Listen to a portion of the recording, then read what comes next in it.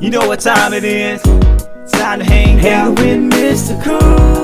With Mr. Cooper, with Mr. Cooper, with Mr. Cooper. Get the latest scoop from Mr. Cooper, from Mr. Cooper, from Mr. Cooper. Hang with Mr. Coop, with Mr. Cooper, with Mr. Cooper, with Mr. Cooper. Get the latest scoop from Mr. Cooper, from Mr. Cooper. Yeah.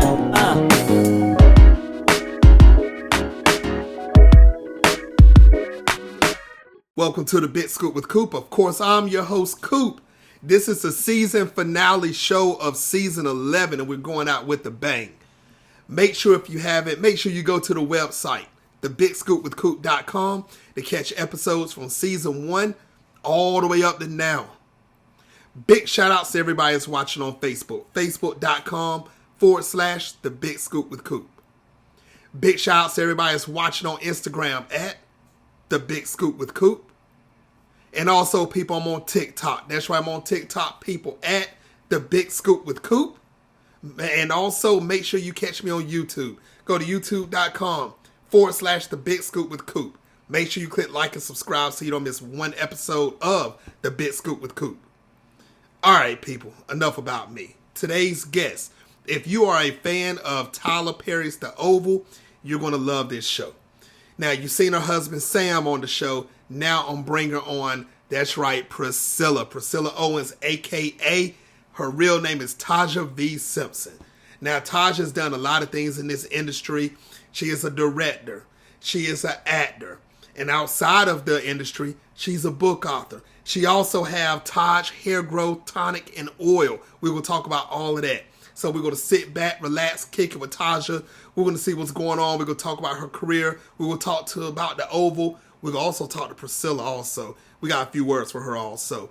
And we're going to talk about a little bit more. So sit back, relax, and enjoy this episode of The Big Scoop with Coop with Taja V. Simpson. Welcome to the show. Thank you. Yeah, I'm excited. I watched some of your episodes and I was like, he's fun. Let's do it. You know it. You know it. How's your day going so far? It's going good. It's rainy and dreary over here in sunny LA. But other than that, just living life. My baby just got up from his nap. My husband's taking care of him. And so after this, I'm going to the gym. So it's just a regular good old day in LA. You and me both. Trust me, Yeah. You and me both. I'm in North Carolina, so the weather doesn't know what it wants to do. Doesn't want to be sunny in the 70s or doesn't want to be cold in the winter. I wish he'll make up his mind. I hope it picks summer because I'm ready for spring and summer. I know, aren't we all? Yes, yes. Now, Taja, like I said before, you've done big things. You've done great things in your career. You're nowhere close to the climax of your career. That means there's more great things coming for you. I want to give you your shout outs right now for everything that you have done and what you're preparing to do. But Taja, for the people that just getting introduced to you for the first time, that's been living under a rock, when did you first realize that you wanted to get into the television and movie industry? Oh, that's sweet. Thank you. Honestly, I did not know I wanted to do that until I graduated college and tried my hand at it, to be honest. It was always like this little birdie. I like to call it a little birdie on my shoulder, being like, hey, you should try this. You should try this. So I graduated with a degree in broadcast journalism with an emphasis in mass communication. From there, I was like, you know what? Let me just try and see. And so I moved to Houston, Texas. I ended up signing up for this like casting director workshop. And his name was Gary Chason. So he was a really popular casting director in Houston, Texas at the time. So he did these big workshops. And so I took his workshop. And in the end, he had a big showcase where you had to put up a scene. We did a scene from Sex Lies and Videotape. I didn't know who Steven Soderbergh was. I'd never seen the movie. I just was like, okay. And he invited a bunch of industry people there. And so in the end, I ended up not only getting an agent, but then also winning 3 different awards. I won an award for Best Actress, Best Scene, and People's Choice. And I was like, oh, okay. Maybe you're right, little birdie. I should have been listening to you all along, you know? And then from there, I auditioned for a short film and I booked the lead in it. And then it was the worst thing. The movie was great, but watching it at the screening was like, oh my God, I'm horrible. Oh my God, this is disgusting. Oh my God. Like I couldn't watch myself, you know, I was just like, oh God, this is the worst. But I did great. But at the end of the day, it was a new experience to see myself on screen like that.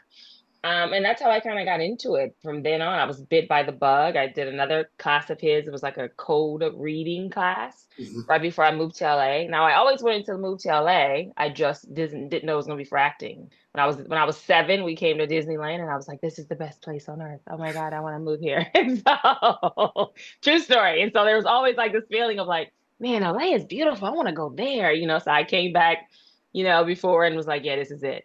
And so once I decided to pursue acting, it was like perfect. It was the place I wanted to be, and it was now the thing I wanted to do. And then a snail's pace later, years later, here we are.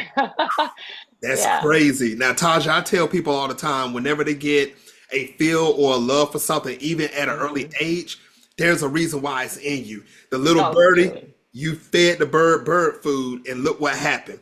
Now Yeah. you're juggling all in the oval everywhere, trying to control everything that's going on. That's what you're doing right now. Exactly. And that's what I'm saying, Taja. I tell everybody, and I will say it again, ladies and gentlemen that's watching worldwide right now, if you feel like you have an itch for something, scratch it. That means go for it. I don't care if you want to Yeah. be a plumber, a teacher, or an actor. It doesn't matter. You go for Hmm. it. And trust me, if you stick to it, you might get it. Trust me, you Yeah. might get it. Exactly. Yes. Exactly. Yes. Exactly.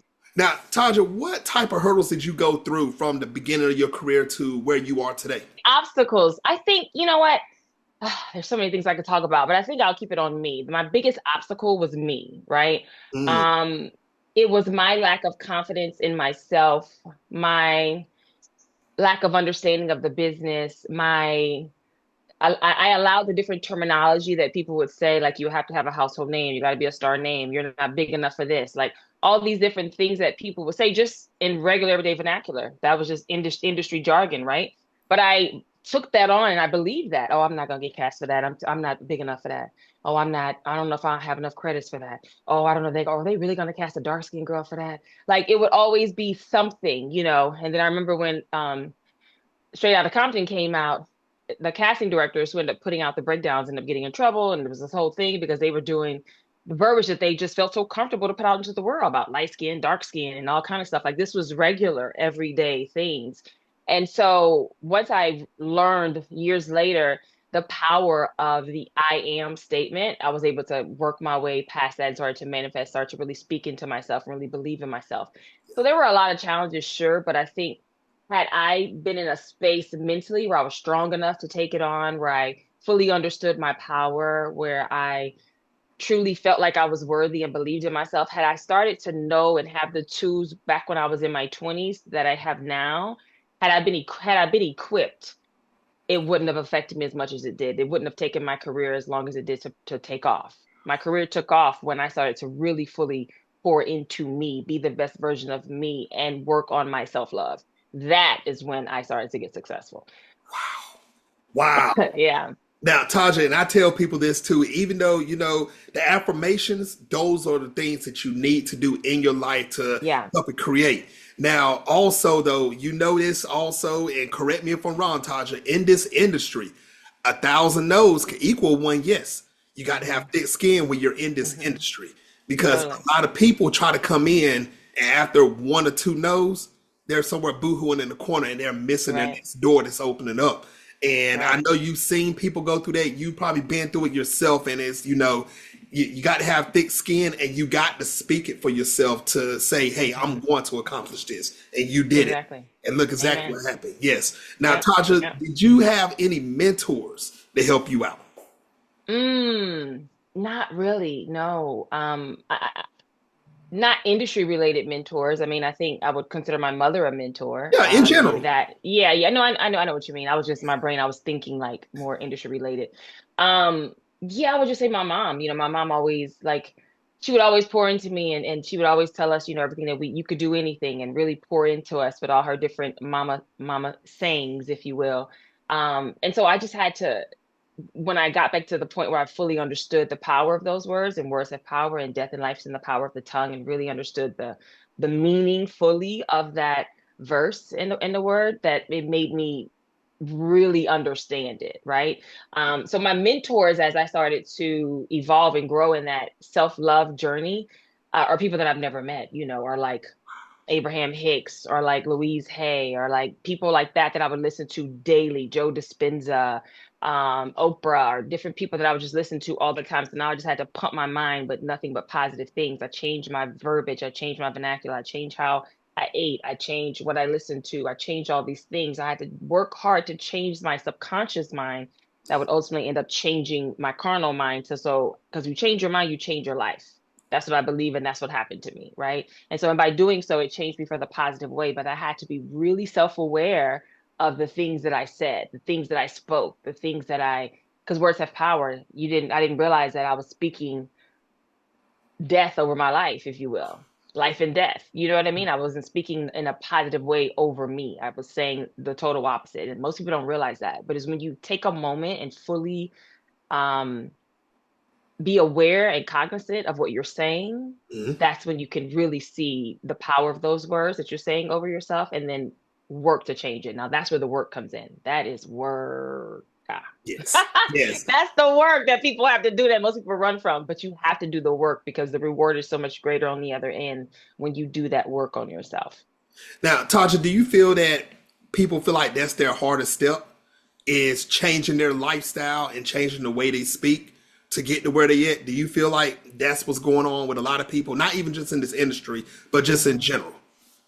Oh, absolutely. Accountability is big, right? Most people, and I know people, men always say this about women, how women can never be accountable, you know. I didn't say that. Yeah, you did. Play the tape, you know. Women always want men to be accountable, but it's hard for them to be accountable. I'm accountable, okay, Coop. I'm accountable. But yes, I do believe that. I think it's really hard for people to put a mirror up to themselves and really see them for who they are so that they can make those changes. People, I used to say this all the time, but that's just who I am, right? Well, I've been like this for so long, I can't see myself changing. Well, that's just what I feel. It ain't gonna change. It ain't gonna be no different. Well, I don't see how that, like, I used to say these things. Well, you're right. You're not gonna see it because you just said you won't. You're right. You're gonna always be that way because that's just who you are. You're not doing anything to put forth the work to make you the best version of you. But the Mm, best version of you feels so much better than the part that you're holding on to. And so here's what I had to learn. mhm. If you fight for your limitations, you will win.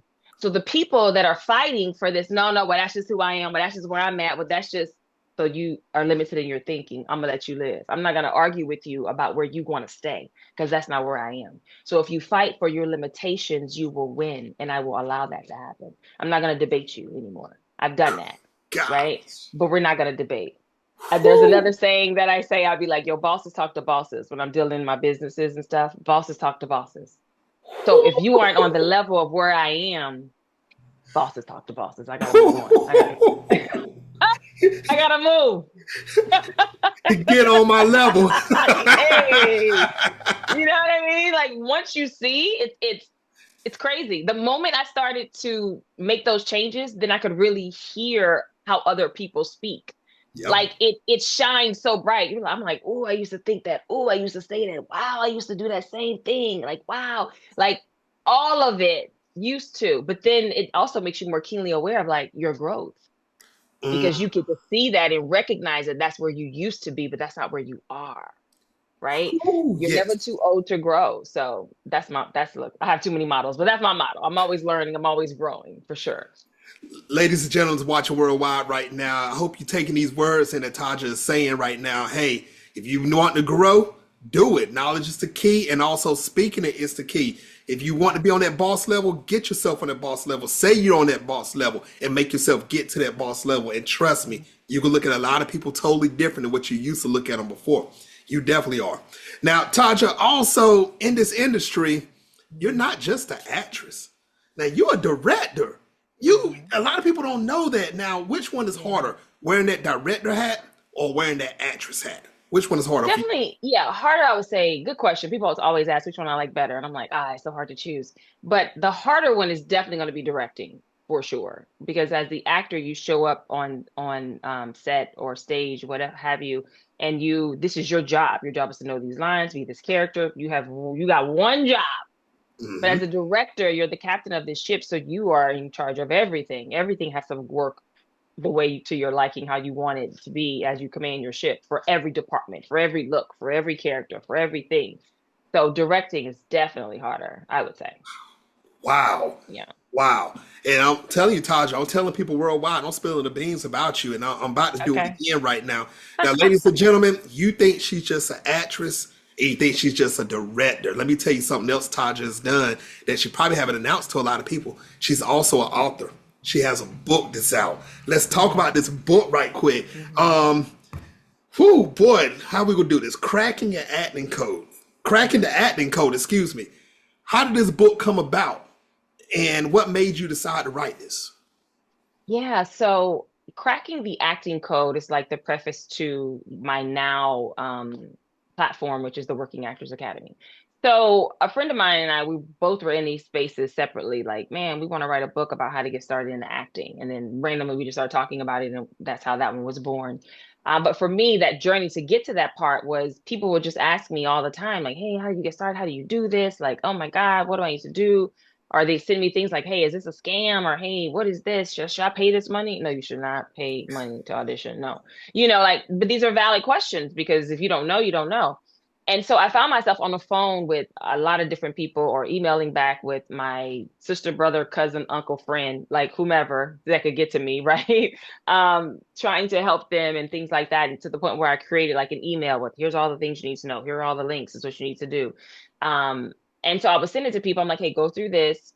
And if you have any questions, let me know. Or when you're done, hit me back. And they'd be like, okay. And so during that journey, when my celebrity and star started to rise, they started to see me on TV a whole lot more. Then it was like, okay, I should just go ahead and do the book because I get inundated in my Facebook or Instagram with questions about this kind of stuff. So let me find a way to answer it because clearly there's a need for it.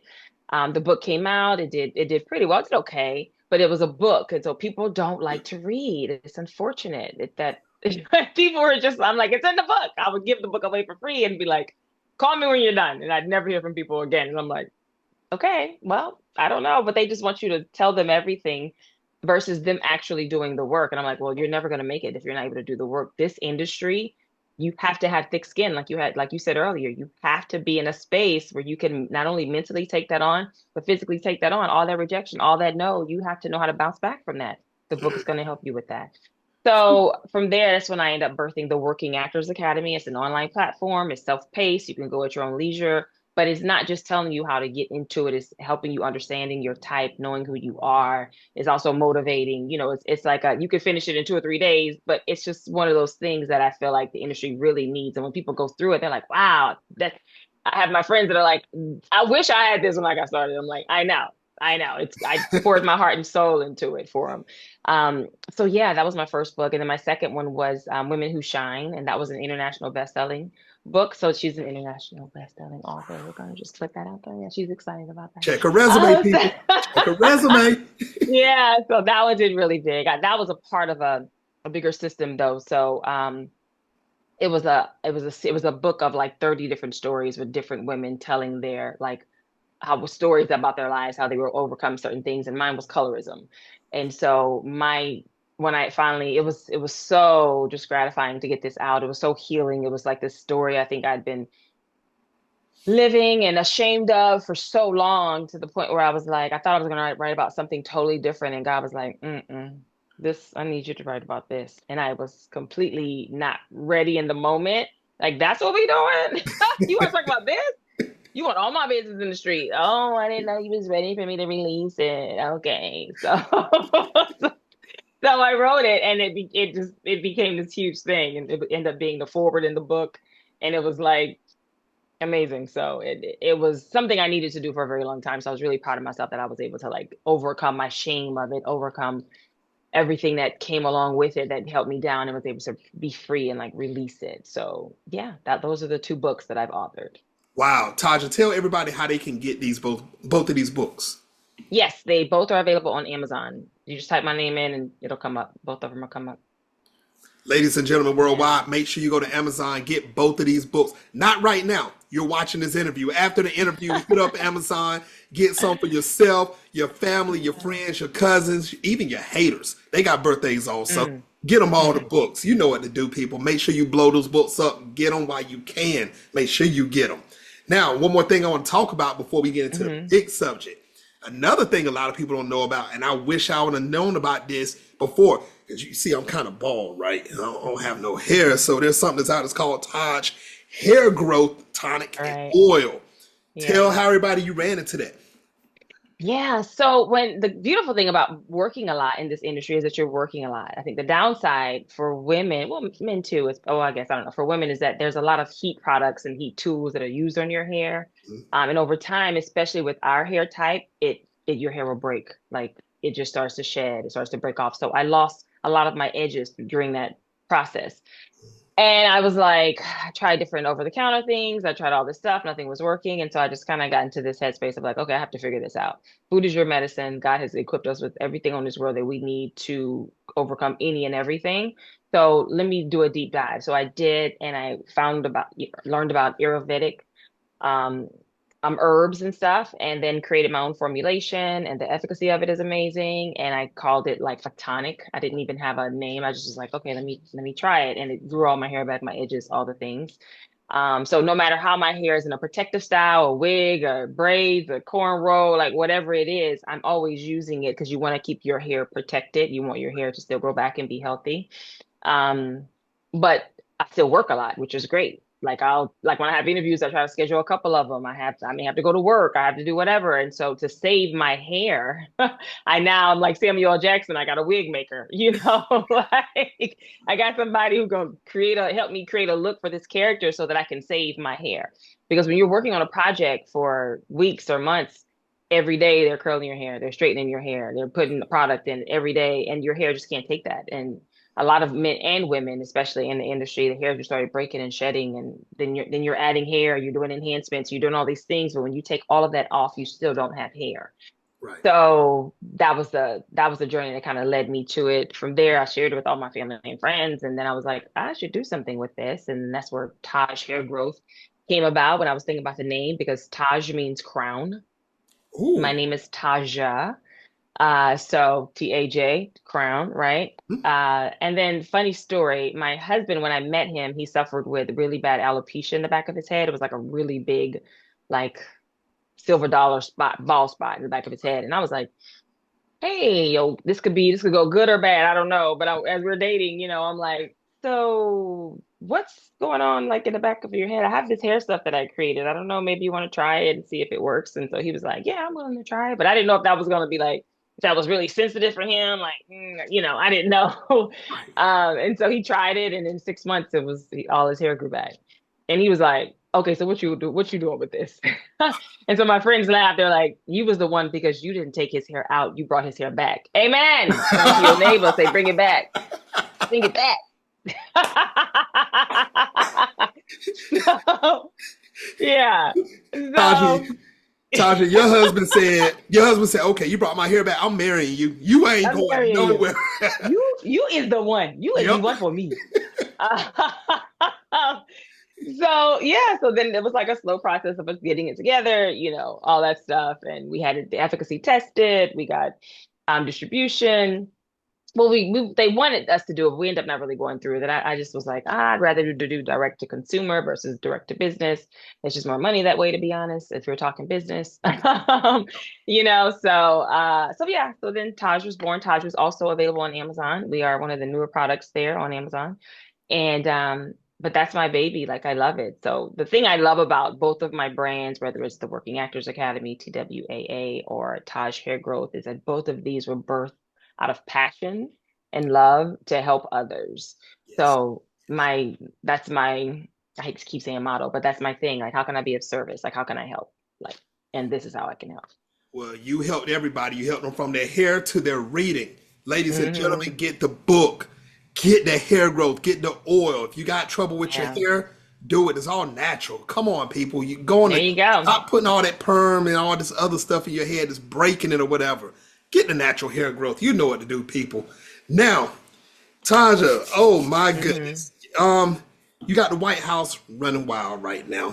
People Hmm. trying to figure out what in the world, who you are, your real identity Right. and everything. Let's talk about it. Season 6 of The Oval. Now, how does it feel from season 1 to season 6 when you first received this role as Priscilla? Hmm. How was it for you? How excited were you to get this role at first? Yeah. I mean, at first I was really excuse me, I was really excited. It was a thing that I've been manifesting, which is a series regular role. I'd been like, yo, I'm about to be a series regular. For a year straight, that's all I said to my friends, like, and anybody. I was like, well, you know, I'm about to be a series regular. So everything was about the conversation didn't even have to be about that. And I'd be like, well, you know, I'm about to be a series regular. Like, act as if and speak life over your life. So that's what I was doing. So when I got the call from Tyler Perry about it, I was like, okay, yeah. And initially I auditioned, actually, most people don't know this. I auditioned initially for the First Lady. That's the role that Tyler Perry was courting me for. But he ended up booking Ed, and he was like, "You don't look old enough to play Ed's wife. Y'all don't look like y'all went to school together. Y'all don't look like it just doesn't work." And I was like, "Ah." So he's like, "But I got another role for you." And I'm like, "Okay." I'd never read Priscilla. I didn't know who she was. I'd only been reading for the First Lady for like a year, like or two, I should say, because I'd known that we wanted to do this show for a long time. And then I signed on as Priscilla, went down. He had a big chemistry read and stuff. And I still did my chemistry read with Ed, but it didn't go, well, I can't say it didn't go well. It was more like an ad lib type thing just because they didn't give me, I never got the scene. They didn't send me the scene that they were going to do. And I was like, well, what's the scene? They're like, you didn't get this scene? I'm like, no. And they're like, oh, well, it's just about this. Let me just see you guys interact together. So it wasn't even like, so he and I just kind of like did some stuff, which was interesting that the things I was saying was on the page and I had no idea. I had never seen it. And so we did this scene and Tyler was like, I just think you look too young. And I was just like, okay, fair enough. Hey, I got years to grow to look older. It's fine. And so a lot of people don't know that story though. So that's an exclusive for you. I love it because Uh, I'm learning. I'm learning right now. yeah, yeah. Wow. So when I got Priscilla, I met Walter at that day. They brought me in to read for Priscilla. It was a car scene from season one, and I smelled perfume on him or whatnot. And we're driving home, and so we have two chairs together, and that's the scene we did together. We didn't get a chance to run it or anything. It was just like, okay, you're Priscilla. And I like, Walter, you go, Sam. Okay, we're gonna have y'all run. So I went back there to where he was in the room. It's like this big, huge room, and actors were just kind of spread out, like everybody trying to learn their lines. They just moving us around. Okay, you read for this, you read for that. So you're like, what's the scene? What's the side? You know, which happens. So I go over there like, hey, he's like, no, we'll be cool. And I'm like, okay. So I went and got somebody else like, hey, can you just read this scene with me? Because I've never read this scene. I didn't even know anything about Priscilla. Wow. And so we go in the scene, we go in the room, we do it. And as I walk out, Mark Swinton is sitting there. And this is when I knew I was going to be Priscilla because he's sitting there, and as we were walking out of the room, he said, "Yeah, you really are a chameleon. You could do anything." And it was the best compliment, but I was like, "Damn, you like me as Priscilla? Okay." I was like, "All right," but the whole time, Tyler and I had been talking about this show he was going to do. I was going to be the First Lady and all these things. But casting happens and life happens. 2 years had gone by, things had shifted, things had changed. It is what it is. And so then I get the scripts and I'm like, who is Priscilla? So I'm like reading about Priscilla. And so I met Karen there too, because it was only she and I reading for the First Lady, the one who plays Victoria. Right. Yeah. And so she booked, so they bring us, I mean, it was all over after the whole big, chemistry read, and they're moving everybody around to see who they want to play what. They bring us all in this big room, and Tyler Perry walks in and he goes, "Welcome to the Oval." And everybody's like, "What? Who am I?" So Woo! yeah, so a lot of people didn't know because they were just playing musical chairs with everyone. They were like, "Okay, I guess you should know. Okay, so this is your First Lady and your president over here," and it was Karen and Ed sitting over there together. This is such and such. And he was like, "I already knew I was Priscilla because before I left, my team was like, you're not going out there without a signed contract, honey. So let's sign as Priscilla, and if something Ooh. changes, great. But if not, you still gonna be Priscilla."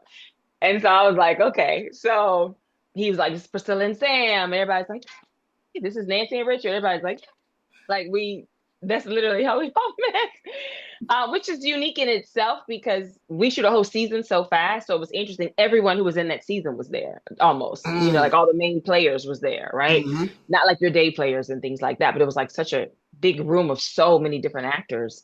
But yeah, that's how I got it. I was excited about it. And then when I walked away from that experience, I was like, you know what?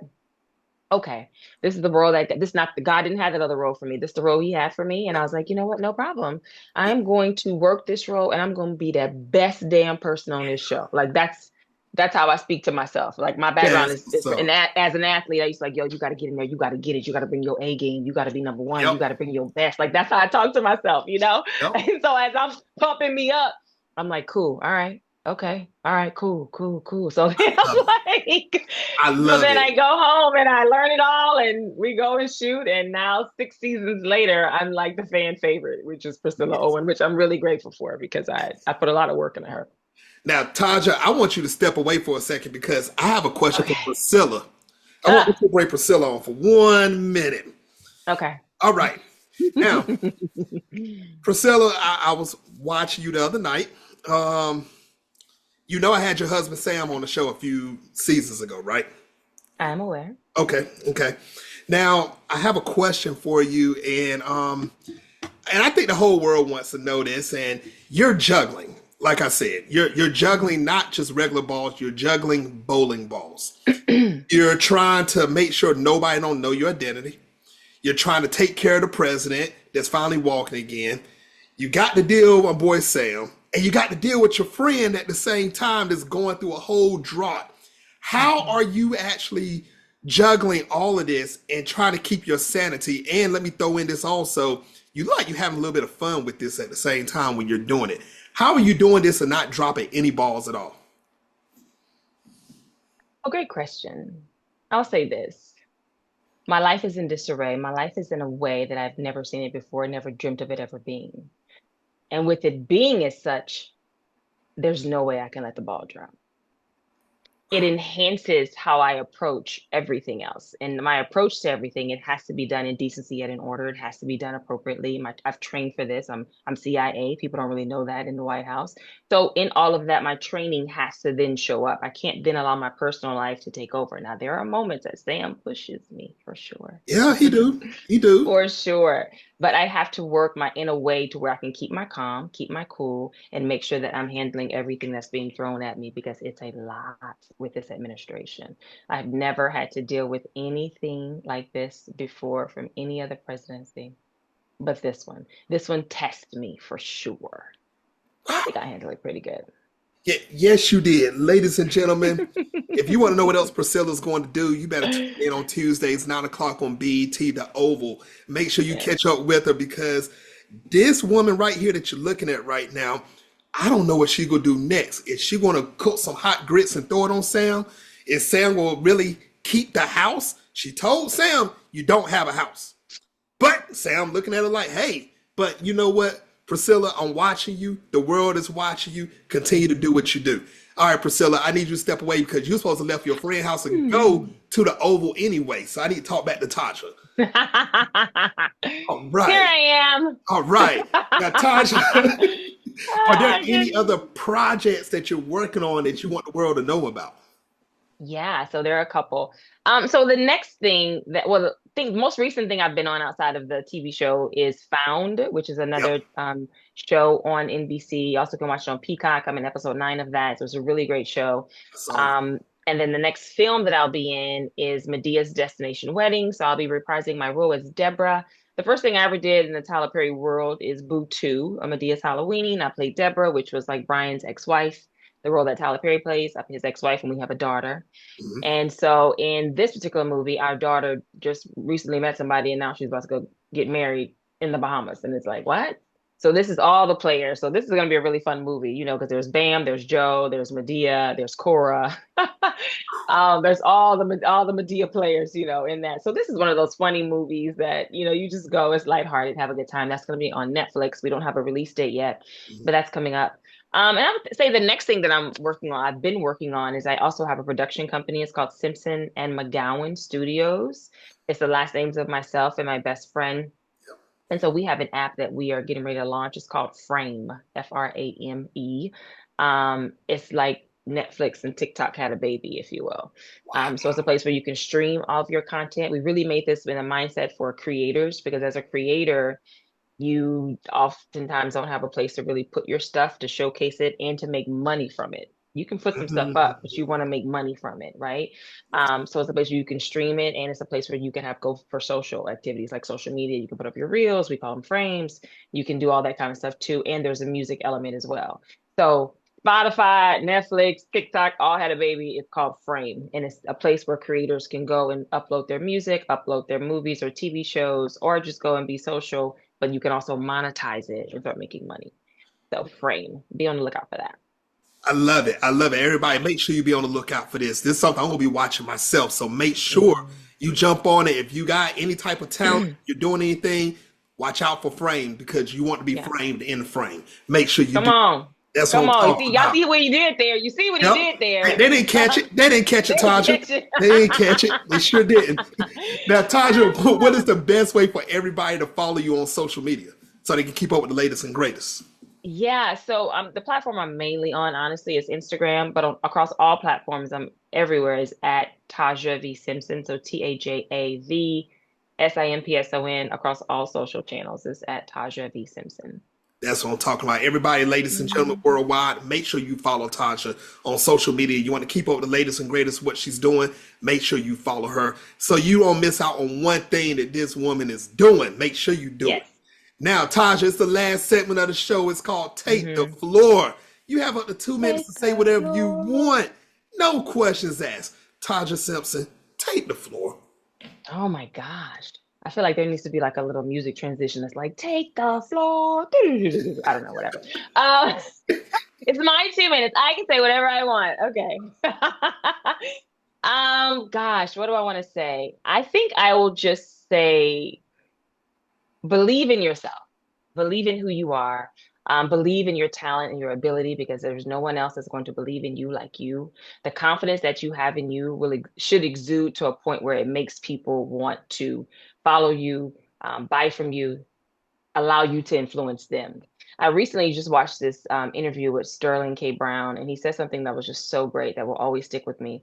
And he talked about the confidence of an actor and the confidence of being in the room. And it reminded me of this. You know, when you go to, like, let's say a car dealership, and if the salesman is so on it and this and that, he makes you feel so good and comfortable because he's so confident in what he's doing, what he's selling you, you're buying the car, but it's really because of him. But then you have another salesman who's not really as confident in this. He may actually be a better person than this other guy, but you don't really know because he hasn't really sold you on it.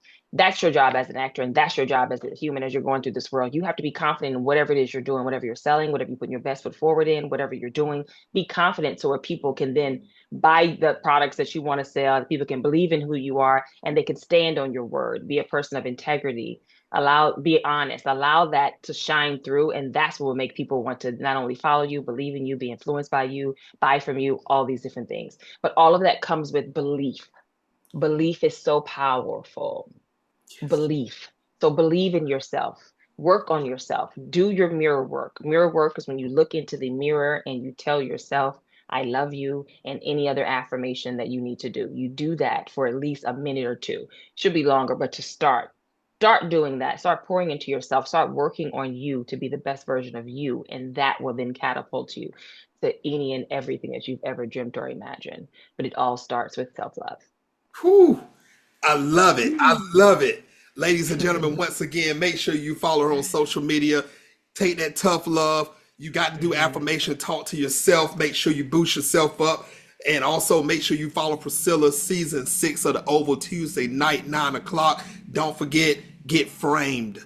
Make sure you want to get framed and Yeah, framed. Watch out for it. right. It's coming soon. Taja, I want to thank you for coming on the show. And I would love to have you back on in the future. Absolutely. No problem. We'll That's what I'm set it up. talking about. Yes. Ladies and gentlemen, my next guest on the Big Scoop with Coop is, you know I don't announce my next guest. You better follow me on social media to keep up with the latest and greatest to find out who's going to be on next. Until the next time, people, on the Big Scoop with Coop. Peace.